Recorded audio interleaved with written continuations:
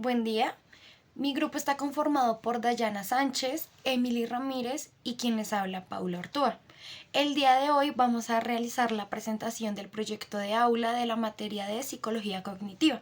El tema escogido para este fue el trastorno narcisista de la personalidad. A continuación vamos a hablar un poco más a fondo de este tema.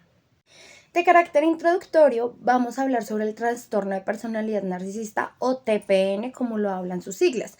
Esta es una condición que se manifiesta a través de un patrón persistente de grandiosidad, una profunda necesidad de admiración y una notable falta de empatía para con sus iguales. Este afecta la autoimagen, afecta las relaciones interpersonales y la funcionalidad social. Y este cobra relevancia ya que el mundo ha crecido y al crecer se ha vuelto más interconectado y competitivo. Es por esta razón que este trabajo se va a enfocar en una revisión teórica del TPN en adultos jóvenes, ya que esta etapa es crucial para la búsqueda de identidad y la formación de relaciones significativas, ya que pues a lo largo de los años los individuos han sido particularmente vulnerables a influencias externas, lo que puede llevar a la manifestación de rasgos narcisistas como forma de lidiar con ciertas presiones sociales. Es en esta instancia que la revisión incluirá un análisis de estudios previos sobre la etiología, las manifestaciones y la salud mental de los afectados con este trastorno, con el objetivo de comprender mejor cómo se presenta el TPN en esta población y el impacto significativo que este trastorno puede tener en sus vidas. Se propone una investigación cualitativa para explorar las experiencias y las percepciones de estos jóvenes y así como indagar los factores psicológicos y socioculturales que contribuyen al desarrollo de esas características narcisistas. En la parte de la justificación, nosotros quisimos primero mencionar qué es el trastorno de personalidad narcisista. Este es un trastorno psicológico caracterizado por una autoimagen grandiosa, la necesidad excesiva de admiración y la falta de empatía. Según el DSM-5, estas características afectan las relaciones interpersonales y el bienestar emocional de quienes lo padecen. Este trastorno ha aumentado en los últimos años, especialmente en los jóvenes, posiblemente debido a la influencia de las redes sociales y la cultura del individualismo. Según teóricos como Kember y Kohut, sostienen que el TPN puede desarrollarse como un resultado de experiencias difíciles de la infancia, como problemas de apego o entornos que valoren en exceso el ego. Por eso, decidimos estudiar este trastorno en jóvenes adultos para comprender mejor sus causas y su impacto, además de proponer estrategias de intervención eficaces.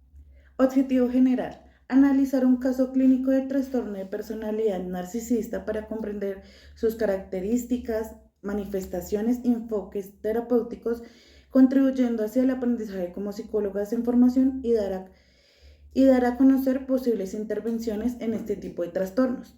Objetivos específicos. El primero es analizar el caso del trastorno de personalidad narcisista, incluyendo la comprensión del trastorno, diagnóstico e intervenciones terapéuticas del trastorno. Y el segundo es desarrollar habilidades y conocimientos adquiridos durante la revisión del caso que futuramente trabajaremos clínicamente, que incluye este tipo de trastorno. La misión.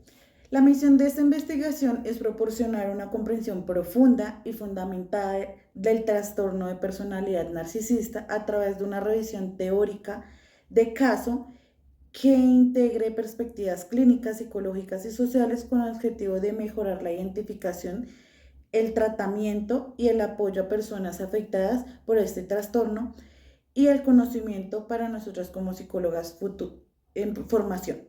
La visión de esta investigación es convertirse en un recurso valioso para el programa de psicología de la Universidad Uniminuto de Soacha y para nosotros como psicólogas en formación para un desarrollo académico y para la sociedad en general, promoviendo la mayor conciencia y empatía hacia el trastorno de personalidad narcisista, así como fomentando el desarrollo de enfoques terapéuticos más efectivos, accesibles, que contribuyan al bienestar de todos los individuos y sus relaciones interpersonales. Definición del trastorno de personalidad narcisista, según el DSM-5 y el CIE-10, el Manual de Diagnóstico y Estadístico de los Trastornos Mentales, en su quinta y más reciente edición, en el 2013, define que existen 10 tipos de trastorno de personalidad donde se caracterizan por deficiencia en el funcionamiento de la personalidad y por los rasgos de personalidad patológica. Este trastorno narcisista de la personalidad se trataría del extremo alterado de una forma de afrontar la vida arrogante y autosuficiente.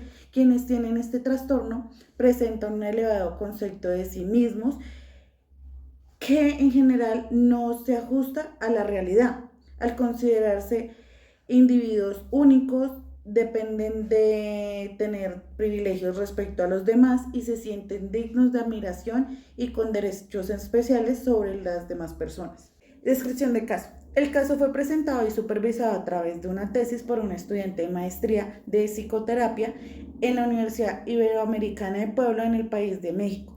Es la sistematización de una intervención psicoterapéutica de tipo Gestalt que abordó el caso de un joven de 24 años de edad con un trastorno de personalidad narcisista y un trastorno depresivo persistente originario de la Ciudad de México, donde al inicio de la intervención se llevó a cabo por decisión propia del paciente al consultar para la superación de un duelo no resuelto por el fallecimiento de su padre 2 años antes de iniciar la intervención terapéutica. Fue realizado por medio del Servicio de Orientación Psicológica de Aprendizaje, OCTRA. El paciente fue evaluado por diferentes instrumentos y diagnosticado. Por consecuencia, fue descrita por la cantidad de sesiones por el psicoterapeuta, también coordinado por 2 profesionales de la salud mental. Fueron coordinadas en el proceso 15 sesiones, realizadas una semanalmente, donde se va a volver a utilizar los instrumentos de diagnóstico en diferentes sesiones, como la primera, la quinta, la décima y la 15, con los mismos instrumentos que se realizó en el diagnóstico. Los resultados cualitativos y cuantitativos dejan ver un progreso en el tratamiento de la sintomatología abordada. Es necesario llevar a cabo un análisis estadístico para valorar si los cambios fueron significativos y a la vez tener en cuenta que las intervenciones efectivas sobre estas problemáticas requieren de unos tratamientos a largo plazo, según teorías, mínimo 90 sesiones para sobrellevar este tipo de trastornos. También tenemos que tener en cuenta que dentro del caso se registraron 11 sesiones hasta el momento que se realizó la entrega de la tesis. Ok, ahora les voy a hablar un poquito sobre cómo estuvo estructurada la metodología de esta investigación. Esta se enmarcó en una investigación cualitativa que exploró el trastorno narcisista de personalidad a través de un enfoque descriptivo y analítico. Se utilizó un caso específico documentado en la literatura académica que cumple con los criterios del DSM-5. La población objeto de estudio fueron individuos diagnosticados con este trastorno. Estos se seleccionaron mediante un muestreo intencional donde logramos recopilar datos gracias a la investigación que realizamos en bases académicas como lo fue Redalyc, EScielo, y también utilizamos documentos que se encontraron en la biblioteca Uniminuto. La recolección de estos datos fue realizada mediante una revisión documental y un análisis exhaustivo de este caso en particular. Es aquí donde se aplicó un enfoque narrativo para entender de alguna manera la complejidad del comportamiento de los seres humanos. El análisis cualitativo permitió identificar patrones y categorías emergentes, enriqueciendo así el conocimiento que nosotras 3 como estudiantes adquirimos en la materia de psicología cognitiva, y de esta forma fomentar una reflexión crítica sobre las implicaciones del trastorno en la vida del individuo y su interacción social. Ahora vamos a hacer el análisis del caso que vimos anteriormente. C es un hombre de 24 años, soltero y estudiante universitario, diagnosticado con trastorno narcisista de la personalidad o, como sus abreviaturas lo dicen, TNP. Y también con trastorno depresivo persistente.